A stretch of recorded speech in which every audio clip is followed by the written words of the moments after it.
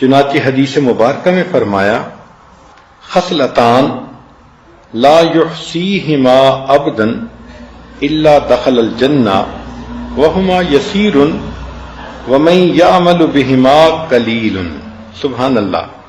عبداللہ ابن عمر روایت کرتے ہیں کہ نبی علیہ السلام نے فرمایا دو عمل ایسے ہیں کہ جن کو کرنے والا جنت میں جائے گا، وہ کرنے آسان ہیں مگر کرنے والے تھوڑے ہیں۔ اللہ اکبر! کیا حاذق طبیب تھے اللہ کے پیارے حبیب صلی اللہ علیہ وسلم۔ آپ جانتے تھے کہ انسان کی فطرت ہے، وہ کرنے میں سستی کرتا ہے، تو دیکھو کہ اس عمل کی وجہ سے جنت میں داخلہ ملتا ہے، اور پھر کرنے والے تھوڑے۔ وہ کیا ہے؟ ان میں سے ایک عمل یسبح اللہ احدکم دبر کل صلاۃ 10، کہ تم میں سے ہر بندہ نماز پڑھنے کے بعد 10 مرتبہ سبحان اللہ پڑھے، 10 مرتبہ الحمدللہ پڑھے، 10 مرتبہ اللہ اکبر پڑھے۔ تو اگر اس نے 30 مرتبہ یہ پڑھا تو 5 نمازوں میں 150 ہو گئے، اور فرمایا کہ ہر نیکی کے بدلے 10 نیکیاں، تو گویا 1500 نیکیاں مل گئیں۔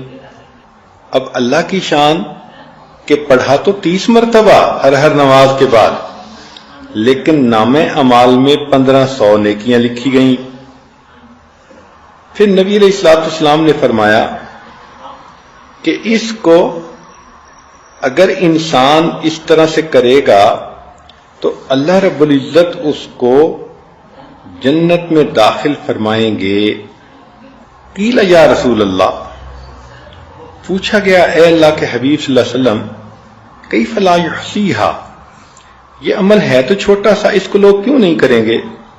قال صلی اللہ علیہ وسلم، نبی علیہ السلام نے فرمایا کہ یاتی احدکم الشیطان وهو فی صلاتہ فیقول له اذکر کذا واذکر کذا ویاتیہ عند منامہ فینومہ، چنانچہ جب وہ نماز پڑھے گا تو شیطان آ کے کان میں پھونکے گا فلاں کام کرنا ہے، تو وہ اس کو پڑھے بغیر اٹھ جائے گا مصلی سے، اور جب نیند کا وقت آئے گا تو سونے سے پہلے اس کو پڑھنے کی بجائے اس کو نیند غالب کر دے گا۔ اس وجہ سے عمل تو یہ چھوٹا سا ہے اور جنت ملتی ہے مگر کرنے والے تھوڑے ہیں۔ اب دیکھیں نبی علیہ السلام کی بات 100% صحیح۔ ہم نمازیں تو پڑھتے ہیں مگر نماز کے بعد اذکار کوئی نہیں ہوتے الا ماشاء اللہ۔ خوش نصیب عورتیں ہوں گی جو تسبیحات فاطمہ ہی پڑھ لیتی ہوں، اور کئی تو آیت الکرسی بھی نہیں پڑھتی حالانکہ اتنی اہمیت ہے اس کی۔ اور یہ باقی اذکار یہ تو ذہن میں خیال ہی نہیں جاتا۔ تو ذرا نماز کا سلام پھیرا اور شیطان نے خیال ڈالا میرا فلاں کام رہ گیا، فلاں، بھائی جہاں 10 منٹ نماز میں لگے تو 5 منٹ اور سے ہی۔